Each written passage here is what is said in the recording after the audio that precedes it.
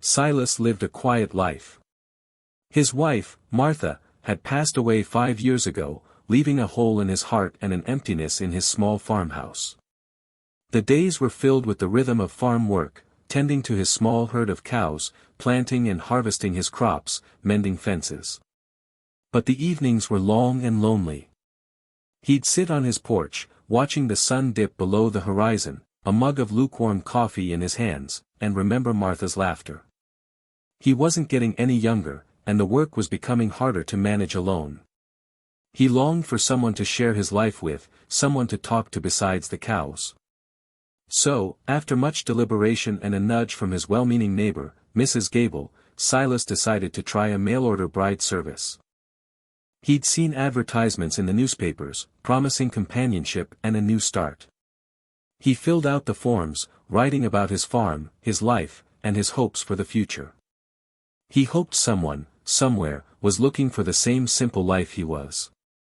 He mailed the letter, heart pounding with a mixture of hope and trepidation, unsure of what the future held.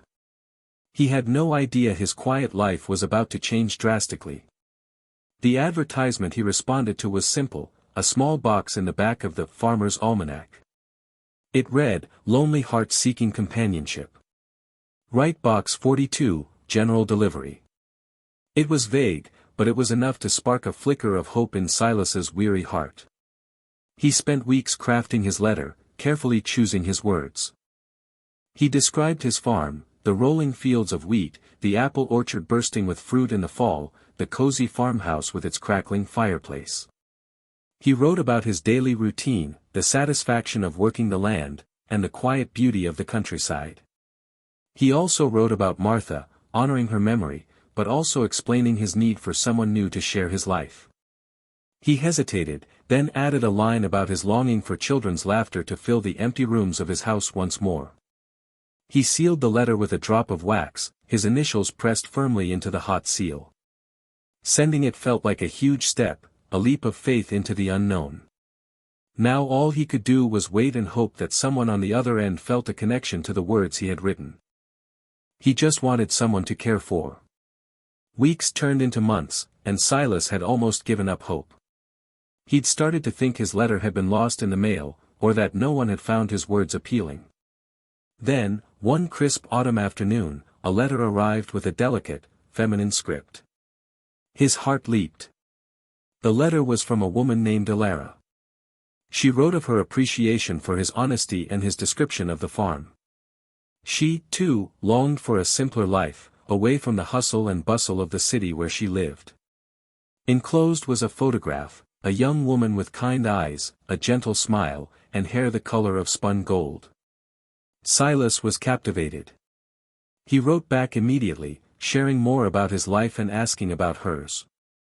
A flurry of letters followed, each one revealing more about their personalities and their hopes for the future. They discovered a shared love for books, a similar sense of humor, and a mutual desire for a peaceful, loving home. Silas felt a connection he hadn't felt since Martha, a glimmer of hope that maybe, just maybe, he could find happiness again. He began to make preparations, fixing up the spare room and planting a small garden filled with Alara's favorite flowers, based on her letters. He was truly excited. The day Alara was due to arrive, Silas woke before dawn. He couldn't eat, his stomach was fluttering with anticipation. He dressed in his best suit, the one he usually wore to church, and hitched up his wagon. The drive to the train station seemed to take forever, each bump in the road amplifying his nervousness. When he finally arrived, the station was bustling with activity. People were disembarking from the train, hugging loved ones, and hurrying off to their destinations. Silas scanned the crowd, his eyes searching for the face he knew from the photograph. He held a small bouquet of wildflowers he'd picked from the garden, a welcoming gift for Alara. The train emptied, but Alara wasn't among the passengers. Silas checked with the station master, but there was no record of a Miss Alara arriving on that train. Disappointment washed over him, heavy and cold. Had she changed her mind? Had something happened? He waited for another hour, hoping against hope that she'd been delayed, but it was no use. With a heavy heart, Silas turned his wagon around and began the long, slow journey home, the bouquet of wildflowers wilting in his hand. He felt foolish, his dreams dashed against the hard reality of his lonely life. As Silas approached his farm, the setting sun cast long shadows across the fields, mirroring the gloom in his heart. He unhitched the wagon, the task feeling heavier than usual. He was about to head inside when he noticed something odd. A small, neatly packed valise sat beside the wagon's rear wheel. He hadn't seen it before. Curiosity piqued, he cautiously approached the wagon and peeked inside. There, curled up on a pile of blankets he used for hauling hay, was a young woman, fast asleep. Her hair, the color of spun gold just like in the picture, spilled across the blankets. It was Alara. Silas was stunned. He didn't know whether to be angry, relieved, or simply confused. He gently shook her shoulder. "Miss Alara?" he asked softly. Alara stirred, her eyes fluttering open. She looked up at him, startled, then relief washed over her face. "Oh," she said, her voice thick with sleep. "You must be Silas. I'm so sorry. I arrived on the earlier train, but I didn't want to bother you so late. I was so tired, I just fell asleep." She sat up, brushing the hay from her hair, a sheepish smile on her face. Silas, still bewildered, helped her down from the wagon. His heart, which had been sinking just moments before, now fluttered with a renewed sense of hope.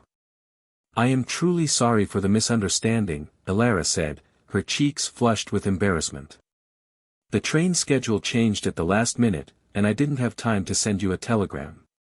I tried to find you at the station, but it was so crowded. I didn't know what else to do, so I walked toward your farm, hoping I was going the right way. When I saw the wagon, I recognized it from your description in the letters. I just needed a place to rest." Silas, still a little bewildered, couldn't help but smile at her sincerity. "Well, I'm just glad you're here safe and sound," he said, relieved. "Come on, let's get you inside. You must be starving." He led her into the farmhouse, which suddenly felt brighter and more welcoming than it had in years. He quickly prepared a simple meal of bread, cheese, and soup, while Alara looked around, her eyes wide with admiration. "It's even more beautiful than you described," she said softly, running her hand over the worn wooden table. Silas felt a warmth spread through him, a feeling he hadn't experienced in a very long time. Maybe, just maybe, this was going to work out after all. But a nagging feeling of unease lingered at the back of his mind. Over the next few days, Silas and Alara settled into a comfortable routine. Silas showed her around the farm, explaining the workings of each tool and the needs of the animals. Alara, in turn, proved to be a quick learner, eagerly helping with chores and showing a genuine interest in farm life. She milked the cows with surprising skill, tended the chickens, and even helped Silas repair a section of the fence. In the evenings, they would sit on the porch, reading aloud to each other from their favorite books or sharing stories about their pasts. Silas learned about Alara's life in the city, her dreams of becoming a teacher, and her love for poetry. Alara, in turn, listened intently as Silas spoke about Martha, his voice filled with love and respect. Silas found himself drawn to Alara's kindness, her intelligence, and her unwavering optimism. She brought a light into his life that he thought had been extinguished forever. He enjoyed her laugh, her gentle touch, and the way she looked at him with genuine affection. He was starting to fall in love. He hoped she felt the same way, but he was afraid to ask. He didn't want to ruin what they had. But the unease he felt earlier was growing. Something wasn't quite right. One evening, as they were washing dishes after supper, Silas finally broached the subject that had been weighing on his mind. "Alara," he began hesitantly, "there's something I need to ask you. In your letters, you never mentioned a fiancé." Alara's face paled. She dropped the plate she was holding, and it shattered on the floor. "Oh, Silas," she whispered, her voice trembling. "I was hoping I wouldn't have to tell you this. She explained that she hadn't actually sought out the mail-order bride service. Her fiancé, a wealthy and cruel man named Bartholomew, had forced her into it. He wanted a wife who would be subservient and grateful for his wealth, and he thought a mail-order bride would fit the bill. Elara, desperate to escape his control, had seen Silas's advertisement as her only chance for freedom. She had intercepted Bartholomew's letters and replied in his name, hoping to create a situation where she could run away. "I know I should have told you sooner," she said, tears streaming down her face. "But I was so afraid you'd send me back to him." Silas was stunned, but his heart ached for Elara. He understood now the fear in her eyes, the sadness that sometimes flickered beneath her smile. He wrapped his arms around her, offering comfort and reassurance. "You're safe here, Elara," he said firmly. "I won't let him hurt you." The next morning, Silas awoke with a sense of dread. He knew it was only a matter of time before Bartholomew came looking for Elara. He spent the day reinforcing the doors and windows of the farmhouse, and making sure his old hunting rifle was clean and loaded. He was a peaceful man, but he wouldn't hesitate to protect Elara. As dusk settled, a horse-drawn carriage came barreling down the dirt road leading to the farm. It stopped abruptly in front of the house, and a tall, imposing figure stepped out. It was Bartholomew. He was dressed in an expensive suit, his face contorted with anger. "Elara," he bellowed, his voice echoing across the fields. "Come out here. You belong to me." Silas stepped out onto the porch, his rifle held firmly in his hands. "She doesn't belong to anyone," he said, his voice surprisingly steady. "She's a free woman, and she's staying here." Bartholomew sneered. "You think you can stop me, old man? She's my property. I paid for her." He started to advance towards the house, his fists clenched. Silas raised his rifle, his heart pounding in his chest. He knew this was going to be a fight. He just hoped he was strong enough to win. Elara watched from the window, her face pale with fear. She knew Bartholomew was dangerous, and she was terrified of what he might do. "I am not property, Bartholomew." Elara shouted from the doorway, her voice trembling but firm. She stepped out onto the porch, standing beside Silas. "I am a person, and I choose to stay here." Bartholomew's face turned a shade of purple. "You ungrateful wretch. You think this old farmer can offer you the life I can? I can give you anything you want." Silas stood his ground, his grip tightening on the rifle. He was smaller than Bartholomew, and older, but he wouldn't back down. "She doesn't want your money," Silas said, his voice calm but resolute. "She wants a life of peace and happiness, something you clearly can't provide." Bartholomew let out a harsh laugh. "You think you know what she wants? You're a fool. She'll come crawling back to me soon enough. She's nothing without me." He took another step forward, and Silas raised his rifle higher. "Stop right there," Silas warned, his voice trembling slightly. "I don't want to hurt you, but I will if you force me to." He knew he was outmatched physically, but he had the advantage of surprise and a weapon. He hoped it would be enough. Elara placed a hand on Silas's arm, her eyes filled with gratitude. She knew he was risking everything for her. Elara stepped forward, placing herself directly between Silas and Bartholomew. "This is between me and you, Bartholomew," she said, her voice gaining strength. "Silas has nothing to do with this." "Don't be a fool, Elara," Bartholomew sneered. "He's just an old man. He can't protect you from me." He glared at Silas, his eyes filled with malice. "I'm warning you, old man. Step aside, or you'll regret it." He cracked his knuckles, a clear threat of violence. Silas stood his ground, but he knew Bartholomew was right. He was no match for the younger, stronger man. But he couldn't back down now. He had promised Elara he would protect her, and he intended to keep that promise, even if it cost him his life. He adjusted his grip on the rifle, his knuckles white. "I won't let you hurt her," Silas said, his voice trembling slightly but filled with determination. She's staying here, and you're leaving. Bartholomew let out a roar of laughter. You think you can stop me? I'll break you in two. He lunged forward, reaching for Elara. Silas reacted instantly, raising his rifle and firing a shot into the air. The sound echoed across the fields, startling Bartholomew and momentarily halting his advance. That's enough, Bartholomew! Elara exclaimed, her voice ringing with newfound confidence. I will not marry you. I never wanted to marry you. You can't force me to do anything I don't want to do. She stood tall, her eyes blazing with defiance. Bartholomew stared at her, stunned by her sudden outburst. You dare defy me? He snarled. You'll regret this, Elara. You'll regret this more than you can imagine. Silas, emboldened by Elara's courage, lowered his rifle slightly but kept it trained on Bartholomew. She's made her decision, Silas said firmly. Now leave, before I call the sheriff. Bartholomew let out a scornful laugh. The sheriff? You think he'll side with you, an old farmer, over me, a respected businessman? He paused, his eyes narrowing. Besides, what grounds do you have to call him? I haven't done anything wrong, yet.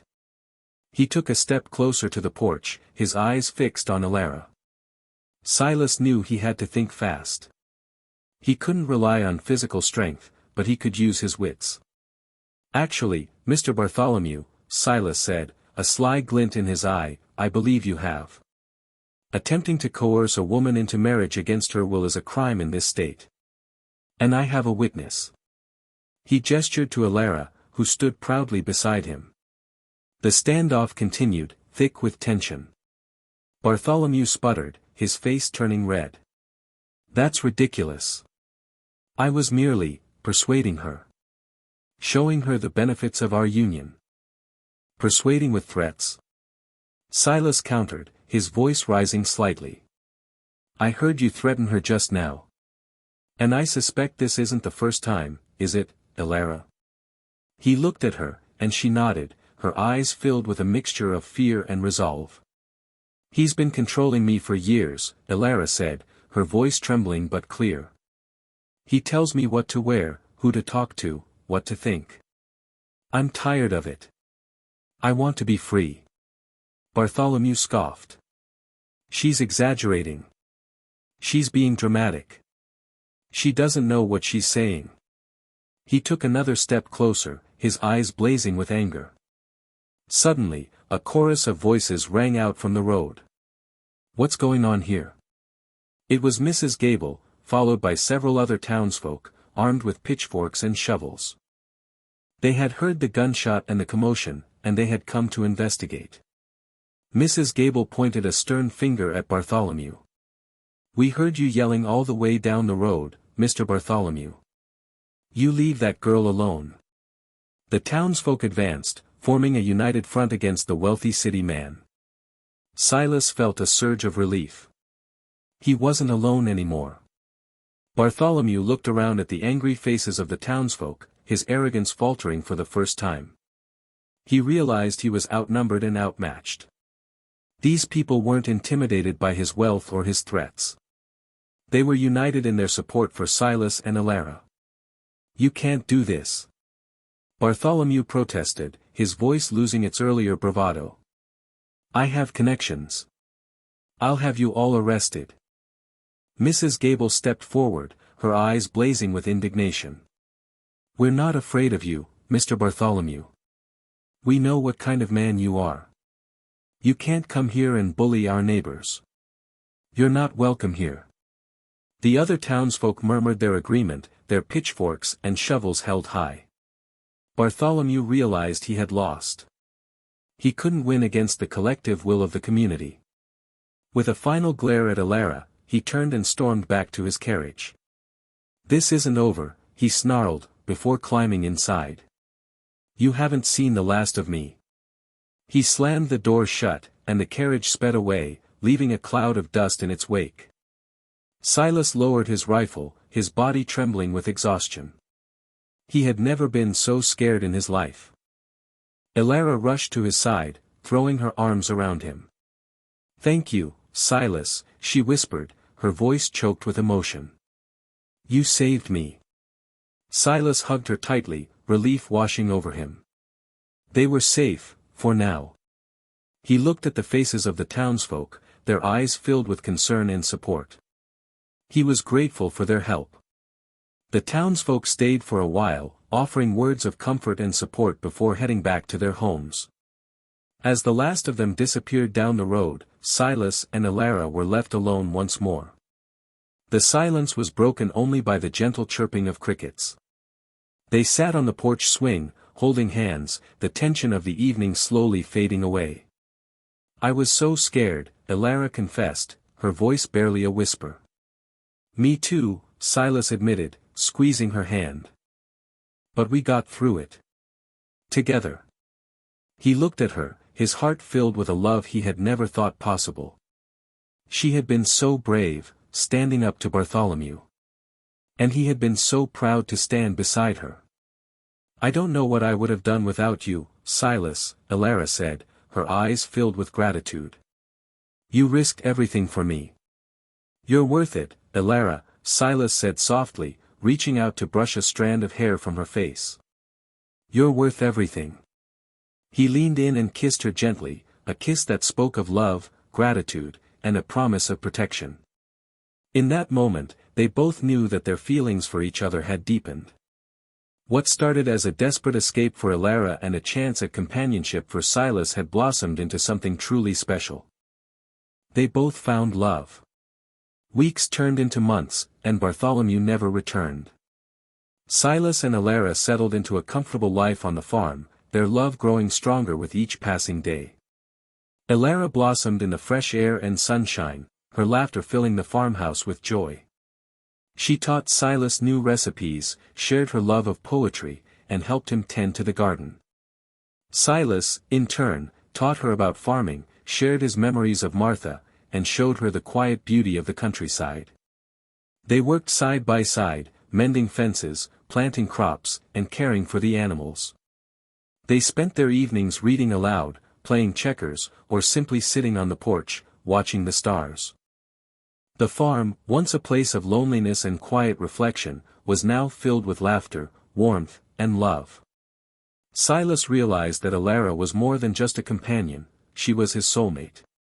He admired her strength, her kindness, and her unwavering spirit. He knew he wanted to spend the rest of his life with her.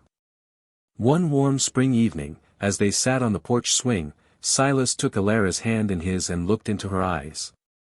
"Elara," he said softly, "will you marry me?"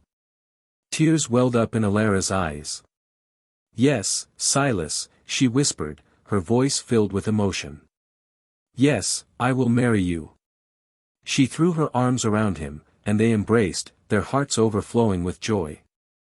They decided to have a small, intimate wedding, surrounded by their friends and neighbors. Mrs. Gable helped Elara find a beautiful dress, and the townsfolk pitched in to decorate the barn with wildflowers and twinkling lights.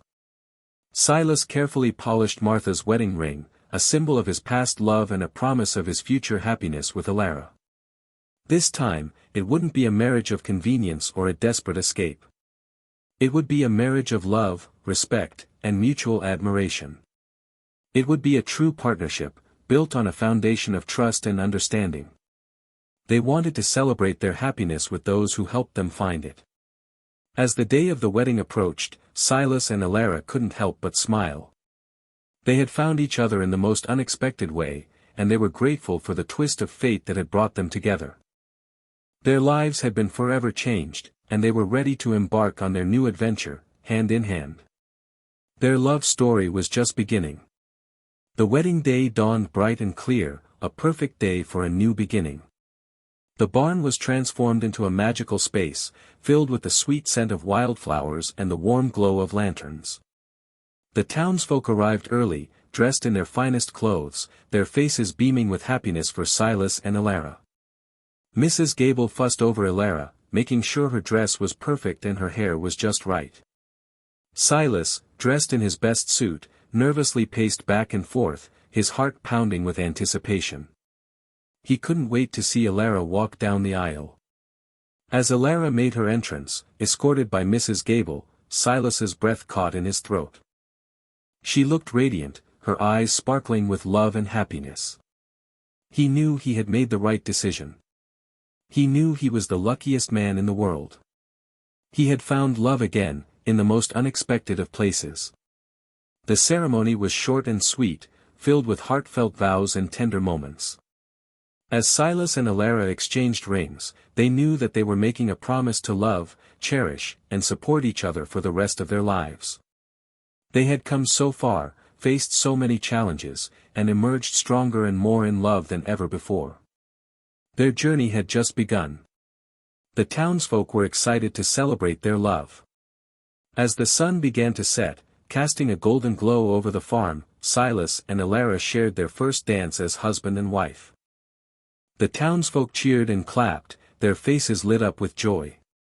It was a moment of pure happiness, a celebration of love, resilience, and the power of community. Later, as the stars began to twinkle in the night sky, Silas and Alara stood hand in hand, gazing out at their farm. It was a simple life, but it was filled with everything they needed: love, companionship, and a sense of belonging. They knew that their journey wouldn't always be easy, but they were ready to face whatever challenges came their way, together. The farm, once a symbol of Silas's loneliness, was now a testament to their love. It was a place where dreams could come true, where hope could blossom, and where two hearts could find their forever home. And as they looked out at their future, they knew that it was going to be beautiful, filled with laughter, love, and endless possibilities. Silas was no longer lonely, and Alara was finally free. They found happiness.